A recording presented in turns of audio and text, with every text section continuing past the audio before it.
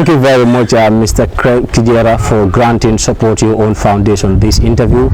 I am Pamo Rijada, and of course I will be taking you through to answer some of the questions that I will be asking you very shortly.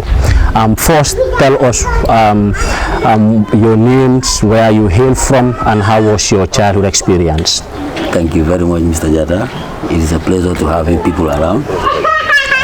At ease, I am very much happy to receive you people. My name is Mr. Sulayman Kijera. I hail from this community, Kijera here, and I experienced many childhoods.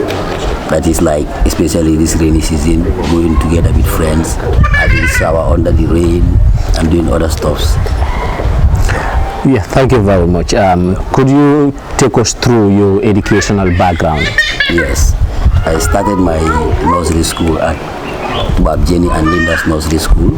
From there, I joined Kijera Primary School from grade 1 to grade 6, then to All Yundu Junior Schools, that is 7 to 9, and also I completed at St. Augustine's, which is 10 to 12. After your high school, we'll understand you were enrolled at the Gambia's Teachers Union. Yes. What influenced your decision to join the Gambia's Teachers Union after your high school at St. Augustine's? Yes, it was all because of my English teacher, Mr. Gomez. He taught me English, and then he found me to be the best of his students. So after joining Gambia Teachers Union, he was there working, so he practically brought me to join the union and also to become a teacher. Because since I was going to school in grade 10, I used to go to St. Charles, Luanga. I'll be taking part-time classes with them. So teaching has been part of me since then. You've taught for several years. Yes, I taught for several years. And I'm sure teaching must have played a very important role in your life. How has teaching helped shape and develop you personally? Yeah, definitely. Teaching has been it has been a pleasure for me doing, but definitely we all know it's not a lucrative job. Definitely. So I'm using this teaching as a career to support myself, my family, as now I'm married with 3 kids.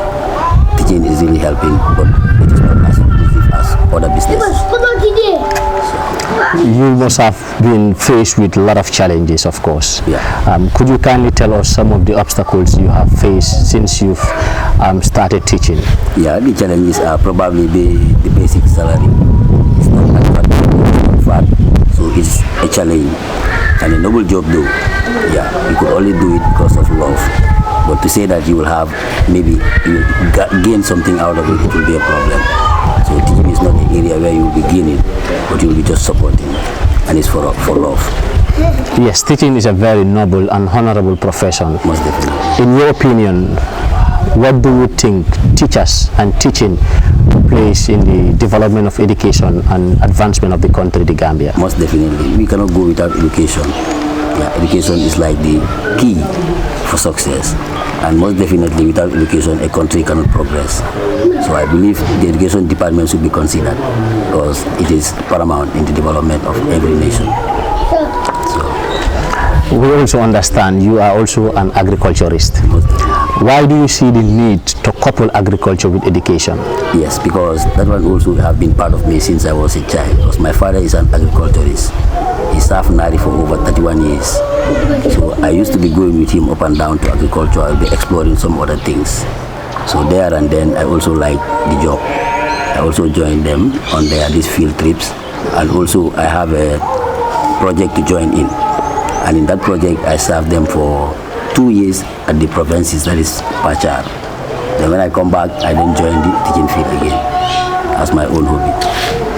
Yes, quite obvious. With a lot of obstacles as far as the agricultural sector is concerned.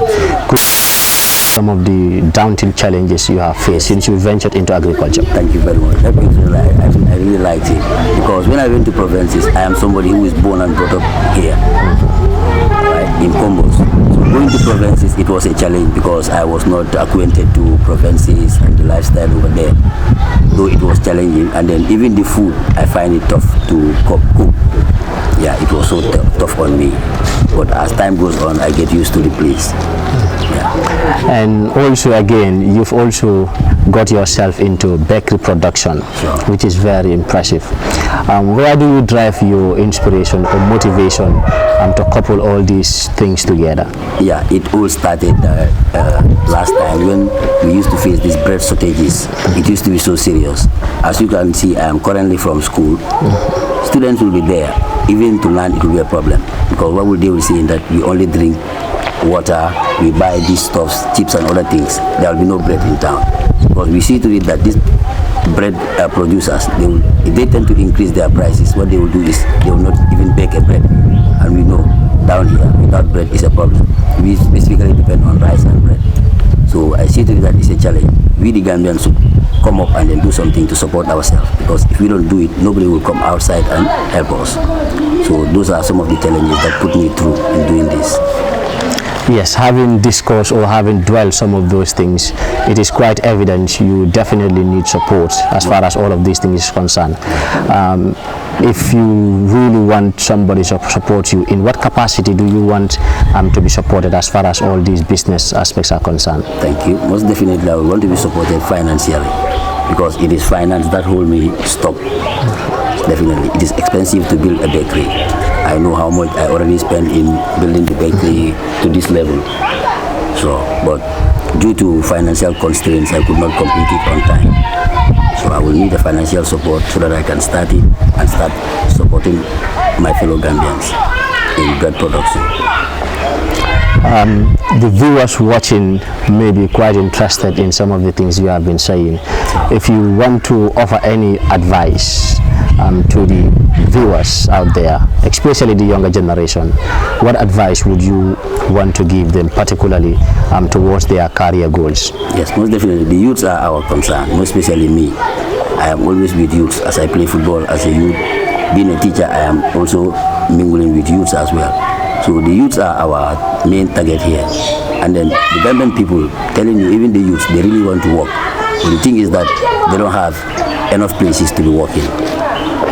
We don't have enough working projects here. So the thing is that we need to create something.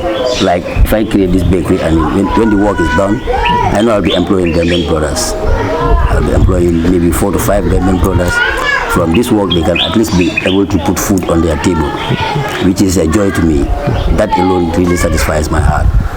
So, and I'm telling the youth that let them not give up. Let them focus and then concentrate on what they are doing. Good will surely follow. Your final words in this interview? Yeah, I am grateful to my childhood friend, which is Mr. Konate, because without him, I wouldn't meet you people probably. So all thanks to him. I thank God for meeting new people as well. And I am at peace to having people here. And I thank all the viewers for taking their time and to follow the program. Thank you very much, Mr. Kijera, for granting us this interview. You're welcome, Mr. Jata. Thank you. Thank you.